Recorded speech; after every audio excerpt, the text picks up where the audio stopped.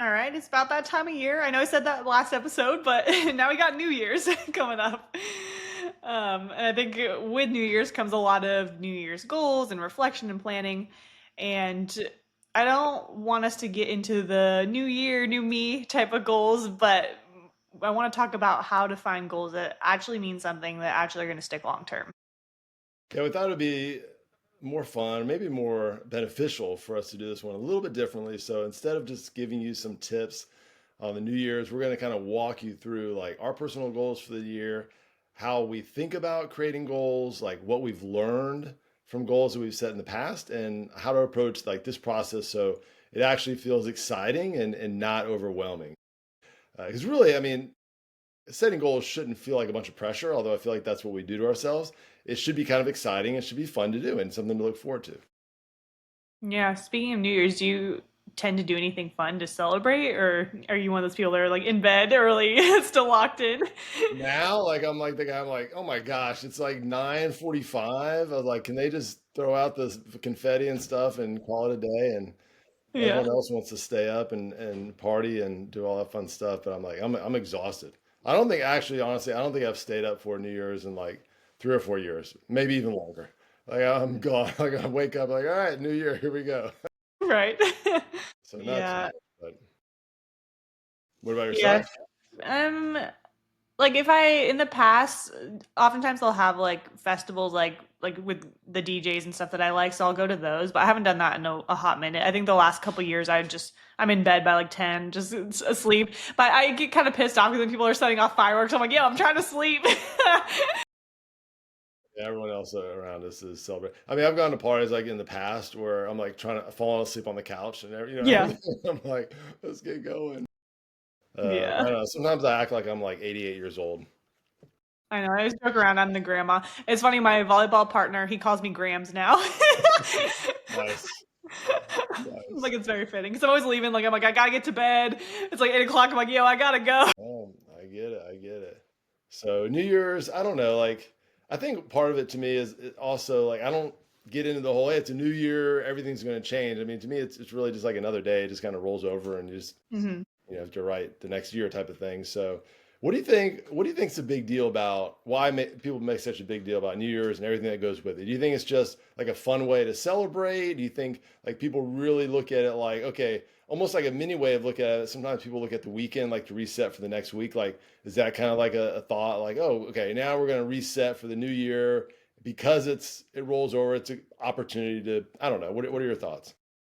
Yeah, I guess so. I don't know. I feel like any time we have one of those, yeah, I guess it's kind of like a weekend or kind of like a new month. I think everyone, even when it's like December, everyone's like, oh my gosh, like I can't believe it's December. So like we kind of have that realization. I feel like the year mark is just like bigger, obviously, because it takes more time to get to that point.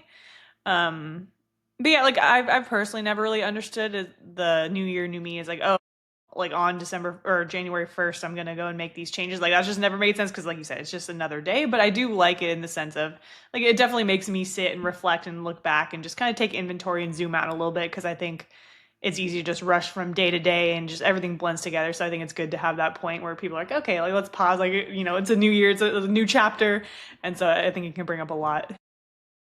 Yeah, and I think a lot of people just look at it like it's kind of it's a date, a established time, right? To say, okay, you know what? I've had a difficult time waking up on a random day and say, I want to start this now, or I want to start doing this differently. But oh, I can look at that and say, okay, that's the date that I'm wanting to wake up and change or do something different. Even though, we'll talk about this. A lot of it's kind of fleeting, right? Yeah, for sure. But speaking of sleep too, that's one thing I've been really working on the last few weeks, especially since I started with my coach and just sleep. I think with for a lot of us, it's like easy to let that be the first thing that go, especially when work is crazy or just got a lot going on. So I will say I've been really trying. I'm trying to get at least minimum 7 hours, but whenever I get 7.5 hours, yo, I feel so mentally locked in. Like even the last few days, like I've just felt so good and focused and clear. And even with a bunch of shit happening at work, it's like I'm just like so calm and just like emotional stability is there. I'm just taking it like a champ. So makes a big difference. Get your sleep, people. It's a good reminder. Isn't that crazy? Like 30 minutes extra makes that big of a difference. Mhm. Yeah, that was really eye-opening for me because 'cause I'm like, "Oh, like, what's the big deal?" Like, it doesn't seem that big of a deal, and then, once I was getting it consistent, I'm like, "Yo, like, I actually feel, like, insanely different, like, night or day different." And it's really hard for me to go and prioritize that, and, like, truthfully, I've been really struggling to balance everything, especially with work stuff. It's like I'm not even getting to the stuff I need to, but I'm like, I feel so much better and I can handle it so much better, so I think it's for sure worth it. And I'll be able to dial that stuff in eventually, but yeah, it does make a difference. I think finding that sweet spot and not bullshitting yourself into saying, "Oh, I'm one of those people that's like, oh yeah, I don't need a lot of sleep." Everyone says that. It's like that's a lie. You think you are, and then until you experience the other side. Even when you're like 20 years old and you're like, yeah, I don't need it. It catches up to you eventually, right? Yeah. So was your focus the quantity of your sleep? Yeah, pretty much. I generally don't have many issues with the quality. It kind of like depends too, and just like where I'm at in my cycle as well as like I'll go through periods where it's like I'm kind of more restless and or just like if I have a lot on my mind, sometimes it'll be a little bit harder. But generally, I sleep fine. It's just more I want to get up super early. And to push my bedtime back just because I'm working or whatnot. So yeah, it's more the quality or the quantity. I think it'd be interesting to see what the research out there, just in general, is it because I imagine a lot of people their struggle is falling asleep. I hear that a lot.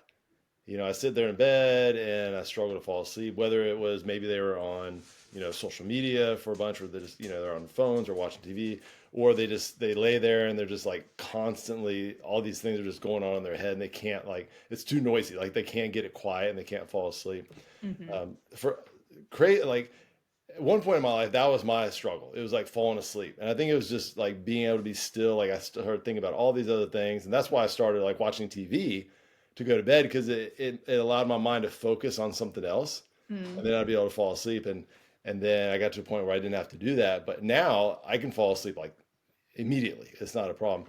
Hmm. And mine's more so like if I had to work on it, it would definitely be sleeping a little bit longer, which I just like waking up early. I just, Hmm. and the other thing is like I wake up a lot in the middle of the night, like to go to the bathroom and things like that. And part of it is probably because I, drink water or whatever a bunch right before I go to bed. And then of course I'm waking up like 3 or 4 times a night. And so I'm Hmm. sure that that doesn't, I've never done any research, I haven't worn a ring or anything like that to tell me my sleep quality, but I'm sure the quality is not as good as I would probably want it to be. Yeah. It would be interesting to see that if you did track it and just like what it shows you, because I don't know too. Like sometimes if you're sleeping really good, it's like yeah, you can wake up, but if you immediately fall back to sleep, I feel like it doesn't impact you that much because actually you're gonna wake up. Like my ring shows me that I wake up a few times throughout the night. I don't even remember it. So it might be one of those things where it's like it's not that impactful, but I guess it also just depends on how you feel too. I know you're super in tune with your body, so I feel like you can gauge is like, all right, am I actually rested or not? Yeah, I guess that's true. What about, one thing too, I wonder, like, do you dream a lot? Or do you, rephrase it. Do you remember your dreams? No, I don't. Well, if I like made an active effort to write it down, I would like right when I wake up, but no, I just don't remember. I think recently I have been having dreams. I remember like a few details from some, but other than that, I don't know. Like that's a good question. I don't really ever think about it, I guess. Do you think that's a indicator of deep sleep or not? Like whether you're getting really good quality sleep? I don't know. I've always wondered that because I feel like okay, maybe when I wake up in the morning, I feel like I'm deep in like some intense dreams. And so it feels like I'm in deep sleep, but from what my ring shows me, that's just light sleep, and I'm getting my, like, deep REM sleep, like, right when I fall asleep, basically, it's, like, earlier on in the night. So, I don't know, but maybe that's just the only time I remember it is because obviously I wake up and it was fresh, so I have no idea. Yeah. I always find that interesting. I'd never remember my dreams, like rarely. And I'll wake up. Sometimes I'll remember like right away, and then I forget it. Like you said, like if I wrote it Yeah. down, maybe, and then I'm like, oh, that was a weird dream, but I can't remember anything about it, or that was a really awesome dream. And I just can't think about what happened. I'm like, man, I wish I remember. I'm sure they're pretty interesting. Yeah, I think it'd be cool to do, like, a sleep journal, or even one of my friends, he was waking up and, like, putting it into ChatGPT and just, like, journaling to chat that way. And so I feel like that'd be a good way, and you could be like, "What connections are you seeing, like, from my dreams to my life?" So I feel like that could be fun too. Oh, that could be a lot of fun. See, here's that little fear though in my head though is that I wake up to write that down, then I won't be able to go back to sleep. Yeah. Oh, yeah, no, for sure. Like, I no, not like, not in the middle of the night, like, I feel like that had to be in the morning. Yeah, yeah. Yeah, that's too much stimulation in the middle of the night, just, like, waking up and, like, trying to focus on something like that. Yeah, yeah, yeah, way too much. Although I will tell you something that's funny is I love waking up to go to the bathroom or something like that, and I look at like the clock and it's I still have like 3 hours of sleep, and I'm like, oh yes, can I? Yeah, I still have 3 more hours. Like old me would have looked at it and panicked, like, oh my gosh, I only have 3 more hours to sleep. But now I look at it, I was like, yes, another hour. It could be like 10 minutes. I even got to the point where I wake up and like, oh, still got 10 more minutes to sleep. Get back into bed real quick, type of thing. That's impressive. I have not gotten to that level yet, because if I look like, recently I've been getting up I've been trying to sleep in a little bit more, so, like, I'll get up my normal time, which is, like, an hour before when my alarm is set, and so I'll, like, look at the clock, I'm like, "I could get up right now. Should I get up right now?" And then, like, my mind starts going, and I start thinking about everything I need to do. I'm like, "Ah, shit, but I really should sleep." So then there's just this battle in my head, and then it takes me a while to get back to sleep, and then, yeah, it's a whole Yeah, thing. yeah. That was me in the past. I've made a lot of strides to get to this point. I aspire to be on that level. Yeah, one day you'll get there. You'll get there. All right. Well, should we start talking about New Year's and goals? Probably. Should probably get Let's on do that. topic. Yes, let's do that. Yeah, so I think step one is just reflecting back before you go and set goals and before you move forward. And I think a lot of people can make that mistake with New Year's goals is they jump straight into, okay, what do I want to do next year without reflecting on, what actually happened this last year. Yeah, a lot of times I think we look at the past. Obviously, if it's a great thing, we reflect on that, and it's like a core memory. It's really cool. But a lot of the things that we don't want to think about, or the things that we struggle on, we just don't want to think about, right? We want to just push that back. But I think it's good to just before you start planning next year, just pause for a second, look back. It doesn't have to be like a huge dramatic, what's the best thing or what's the worst thing. Just kind of like a reflection, like what felt really good about this year. I think so. That's a really good thing too, because sometimes we forget about all the blessings that we were given and all the really cool things that happened, because we tend to focus on those negative things, right? But then, of course, you think, okay, what was really good? What happened went really well? What didn't go well? Kind of think about that. What provided us or gave us energy, and then on the opposite side, what like just drained us? And this could all be mentally, physically, emotionally, spiritually. Where did you grow even just a little bit, and then I like to think about this too is like, where did you surprise yourself? Like, what are the things you did or accomplished that you're like, you know what, I didn't think I would have been able to get to that point, or maybe in the beginning of the year, like, no way I would have done that. So kind of like what did life teach you? And then of course we always like think, what did life teach you even if you didn't want that lesson at the time? Yep. 'Cause that happens a lot. We're like, I don't want this lesson, and then you look back and be like, man, I'm so glad I went through that. But reflection doesn't have to be that deep or complicated. It's really just kind of like paying attention and almost kind of look at it like data, like your own personal data, right? Feedback loop type of thing. So, um, and I don't know, like we can think about, did we end up like repeating the same patterns, reliving the same year? Like, what was it just like the year before? Just except we had new goals that we were excited about, we just didn't really do anything about. So I think it's good. When you look back, you get some clarity, you get some direction, you get a better sense of like what you wanted more of, what you're totally fine with leaving behind you.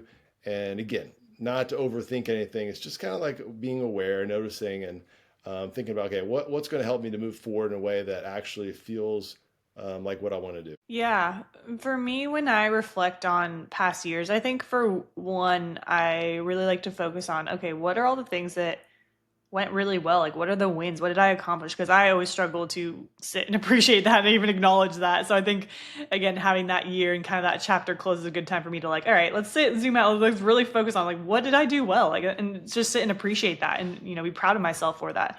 So that's something too.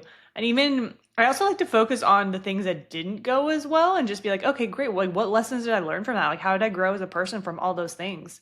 Like what areas did like stretch me, what areas did I feel super aligned with, like what do I want to continue going forward with, or where did I feel disconnected? Energy is a big one, like you were mentioning too, is like how I handled my energy. And then in general, it's like what do I want to do more of, what do I want more of in my life, and then what do I want less of. I think just taking inventory of those things helps me to like inform myself of what I want to carry on into the next year. Right. Okay. So section two would be kind of we're gonna and we're actually gonna do another episode after this. We're gonna go a little bit deeper into our goals and what we've learned for this past year and what we want to do going forward. But we thought it'd be good to kind of touch on some goals and then kind of relate this to how we would go about setting goals for ourselves and things like that. So for me, it would be one of the things I wrote down was just like kind of going deeper into God's word. Be a little more consistent, like with reading scripture, deeper reflections. One thing I've kind of started, but I haven't been as consistent, which I want to be more consistent is kind of look at a few verses and instead of just reading it and thinking about it for a second, kind of going a little bit deeper, like thinking about like, okay, what is this verse really about? How does it affect me or how can I relate to it? And what can I think about or what can I look at moving forward in life and how can I use that moving forward?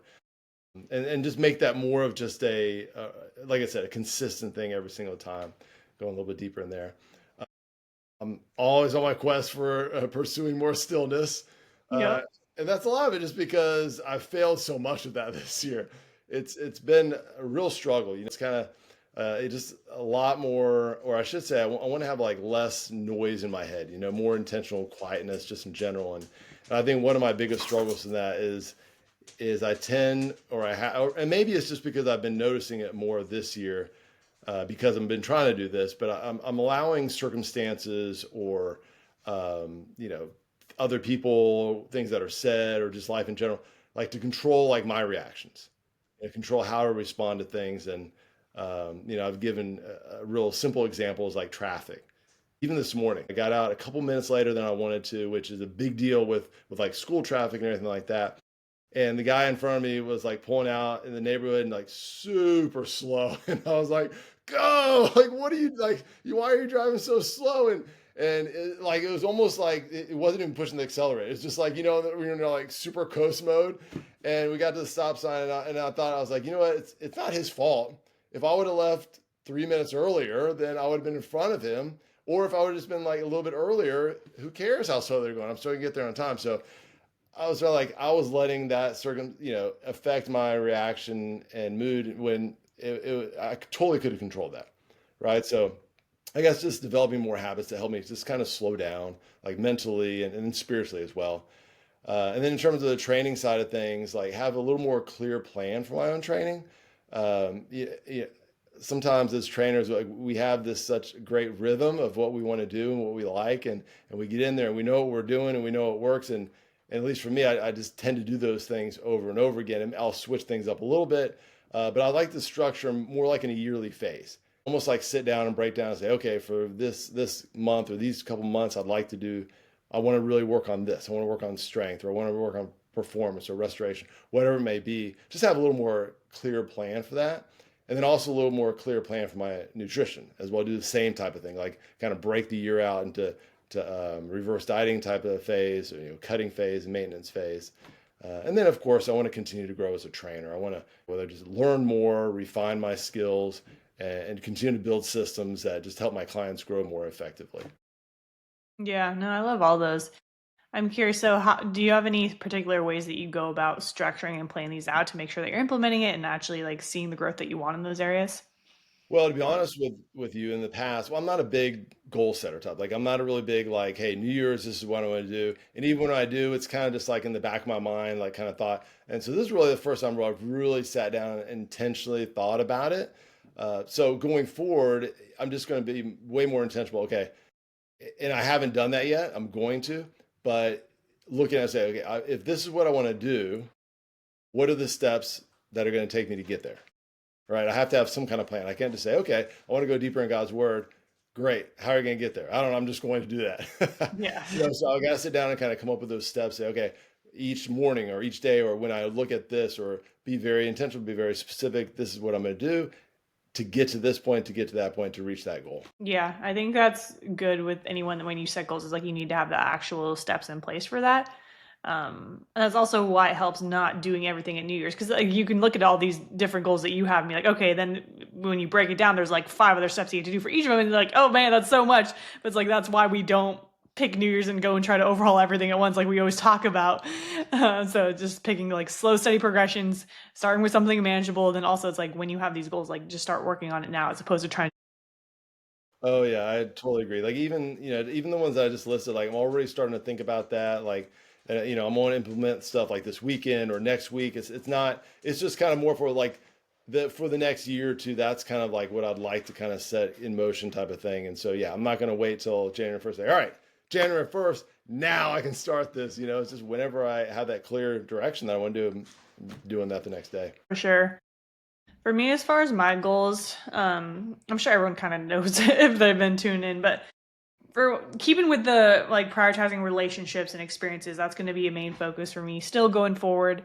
And how I structure that, kind of like I've been doing, is ever since I had that goal, is like I'm planning stuff out. So it's like I tell everyone about my trips that I have booked. Like I always schedule those out. I pick a certain amount that I'm going to do a year, have them scheduled, even just with whatever outings or events or people that I'm hanging out with. Like I have everything scheduled every single week, and I go in and I plan it all out. And then also with the relationships is like auditing the people that I let in. And after I hang out with someone, I'm literally sitting down reflecting. Is like, all right, how do I feel after hanging out with them? Like, do they and add more to my life? Do I feel more energized and fulfilled, or is it more of like that draining energy? Is it someone that I want to have? Are they going to be making me better? Are they going to be dragging me down? And so I'm really auditing that and just being ruthless. Like, if not, then like, okay, I'm not going to hang out with them again. That's fine. Structuring it that way as far as those.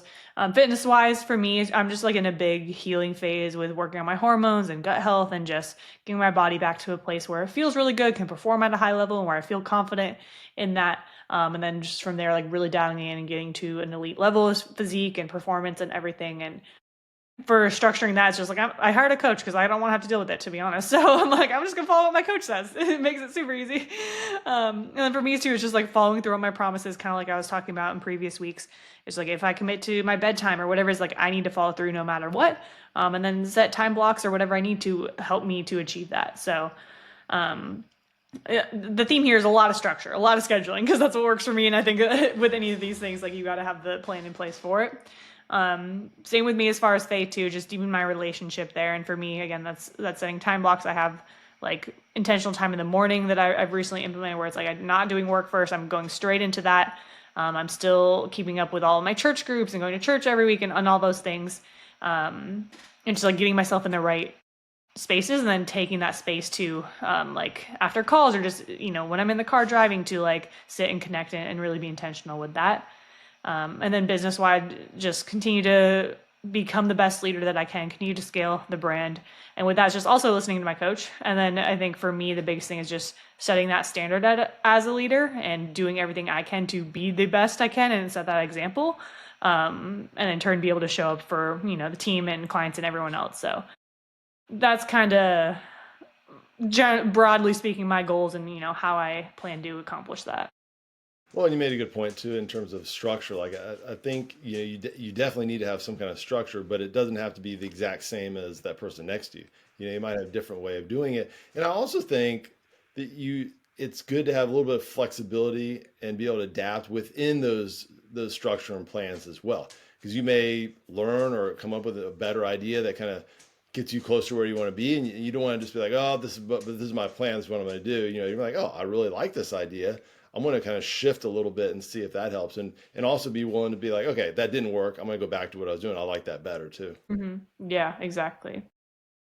So now we can talk about like the problem with traditional goal setting because I feel like the way most people approach goals is they're choosing it from a place of lack instead of alignment. So things like I need to lose 20 pounds or I need to stop drinking or doing, whatever input, whatever habit that you want to stop, or I need to be better at this certain thing or I need to do more. I feel like a lot of all of that is rooted in shame or comparison. And so people can create goals based on what they think they should want, but not what they actually want.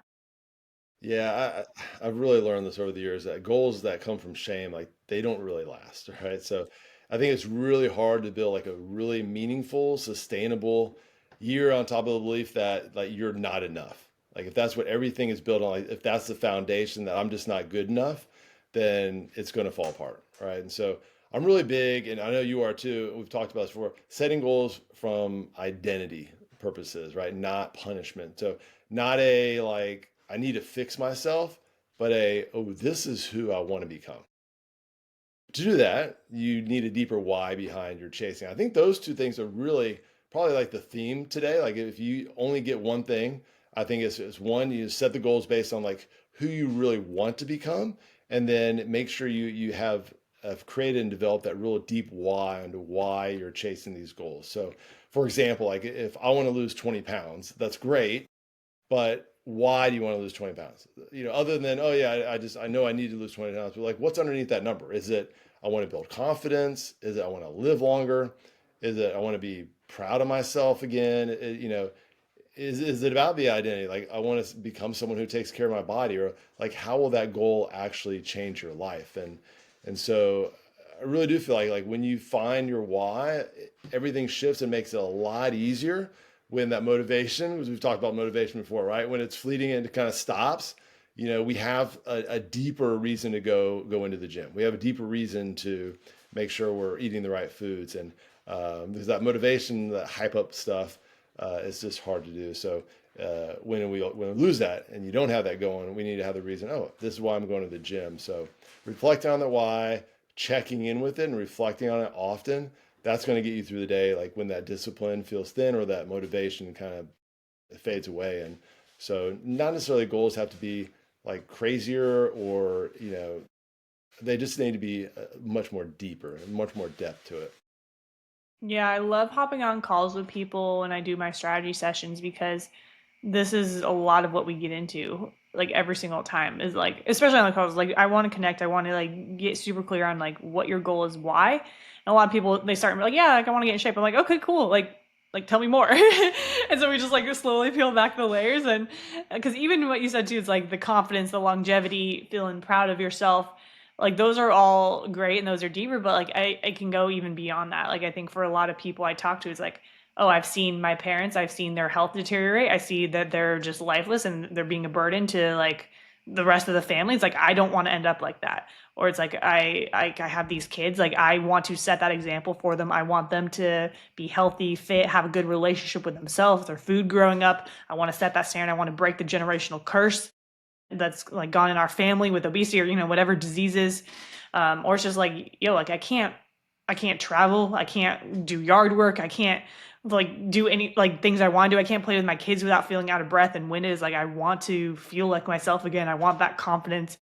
So there's so many deeper things that go into it that a lot of people don't like really think and reflect on. And I think once you get to that point, it becomes so much easier to be like, yo, yeah, I really do want this. And then it becomes a lot easier to be able to stick to it long term. Yeah, think about. I just had this picture of like someone sitting on the couch, like watching a football game. They're like, like should I just go overboard and just eat all these chips and wings and just all these things that are not going to be great for me and skip my workout just because I want to lose a little bit of weight? It's really easy for them to be like, I think I want to watch this game. I want to, eat whatever I want. It's just a few pounds. It's not a big deal, whatever. As opposed to, hey, but you know what? I want to be able to, like our client Dave, I want to be able to run down my grandson while he learns to ride a bike and not be out of breath when I, get to him, type of thing. And that to me is such a powerful reason to get up and be like, yeah, I'm going to go to the gym right now. So having that deep why I think is just so important. All right, so section 4 is how to set goals that are actually going to stick. So let's get into the structure, like how to structure goals in a way that they're actually going to work. So, and these are kind of the same steps that we actually use with our clients and with ourselves as well. All right, so the first one would be like choose goals that are, like we said, based on your identity, not on outcomes. So instead of like, I want to lose weight, ask, who do I want to be this year? Like, what do I want future so and so to look like, right? Because identity, that's going to drive the behavior, and behavior is going to then drive that outcome. Yeah, another one is to make fewer goals, but have them deeper, kind of like we were talking about with the why. More goals doesn't mean that you're going to be able to make more progress. Usually just means more overwhelm. I know I can definitely get caught in that as well. But I'd say like choose 3 to 5 goals and go all in on those instead of scattering your energy across 20 different things.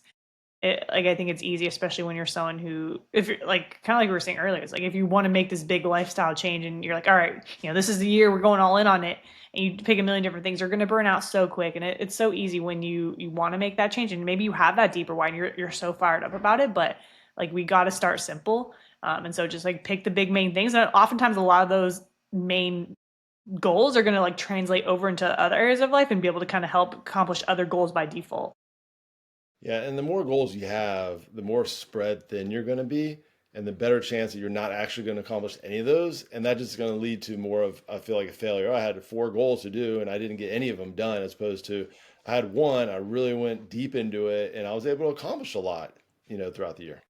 Yeah, I even experienced that when I started working with my coach too, because he gave me a bunch of stuff to do. I'm like, yo, this ain't gonna work. Like I'm already overwhelmed just thinking about it all. And he gave it to me because like he obviously knows I'm a coach. Like he knows the capacity I have. I'm like, yo, I can't even do like I just need one. Like give me one. What's the main thing I need to do? And like I'll do that, and then we'll build on it over time. So it is very important. Yeah. All right. So the next one is create alignment, not pressure. What we mean by that is ask yourself, like, does this goal come from a high self, or does it come from like an insecurity or a comparison or a fear? And if it's not aligned with, who your identity, who you want to become, you're not going to be able to sustain it. Number four is gonna be systems. We love some systems and structure. Maybe that's just Yes, we me. do. They make life a lot easier, right? Yeah. So a goal without the system in place is just a dream, and systems are what is going to make it actually come to life. So if your goal is to strengthen your relationship, for example, it's like you need to set systems for that. Maybe that's weekly date nights or some sort of monthly check-in or just good quality times like in the morning or at night, sitting out on the porch, whatever it is. If your goal is to improve your fitness, what's the workout plan? Is that 3 workouts a week? Is it a certain step goal? Is it hitting your protein, the macros, whatever it is, lay it out. Same with spiritually. It's like kind of like we were talking about. It's like, is that daily quiet time? Like, what is that going to look like? How are you going to deepen that relationship? Where is that going in your day? Or if you're growing your business, like what are the work blocks? What are the boundaries that you're setting? What sort of actual action items are you going to be working on? Like structure it all out. So that's what makes it sustainable. Again, like not going balls to the wall and like doing a million things at once. Just like plan it out. Make sure that you like have the right systems for every goal that you have. We're always going to fall back down to our systems, and if they're not strong, if it's not a very good foundation, then we're going to fail. Hmm. All right, so number five is build rhythms, not rigid rules. So rigidity breaks and rhythms adapt. So we want goals that flow with your life, not goals that require absolute perfection. And we always talk about progress over perfection, and we need to be able to be flexible and adapt with those as well. Yeah, and so next step is questions to ask yourself when you're setting these New Year's goals. I know we kind of went over some in the beginning, but some of my go-tos for goal setting is what do I want to feel next year? What version of me am I becoming? What habits support that version of me? What habits hold me back? Again, what do I want more of? What do I want less of? What needs to shift internally for this to be possible? And also a big one is like, what do I need to let go of? Yeah, I feel like these questions really create that clarity, right? And when you have the clarity, it creates alignment, and that's what's going to create the real consistency. And that's what we've always talked about how important it is to be consistent. Again, when you know what you want and we have that really deep why behind it, then our actions are going to stop feeling forced. They're going to stop feeling like random. Then they feel much more natural, like we're kind of like moving in the direction that we want to go. And so I think that's one thing a lot of people miss, that the consistency doesn't come from just discipline alone. It comes from being aligned with that life that you're actually trying to build, the identity you're trying to build.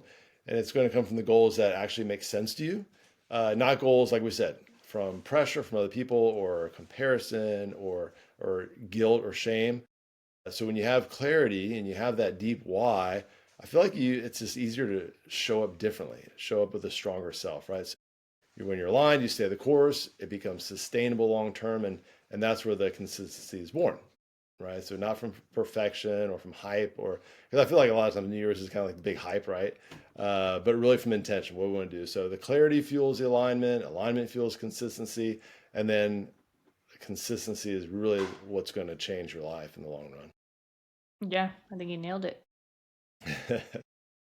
All right, and then last section is how to know that you're setting the right goals. So we feel like your goals are aligned when they really excite you, like not like you, oh my gosh, I'm going to have to do this. It's something that you're really energized about doing. They aren't fueled by shame, right? They require growth, but they don't feel impossible.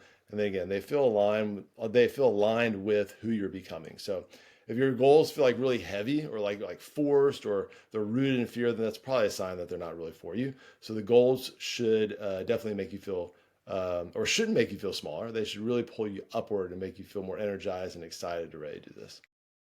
Yeah, one thing I'll say too and add to that is I think your goals should also make you uncomfortable. They should stretch you a little bit. Like, but it's finding that right balance where it's not like causing more stress and overwhelm, but it's just like, oh, like this is definitely uncomfortable. This is out of my normal zone. This is going to push me and stretch me a little bit. And I think that is when you're on the right track. Like we don't want it to feel comfortable. We don't want it to feel too easy, but we also don't want to like add a shit ton of stress to your life. So finding that sweet spot in between is super important.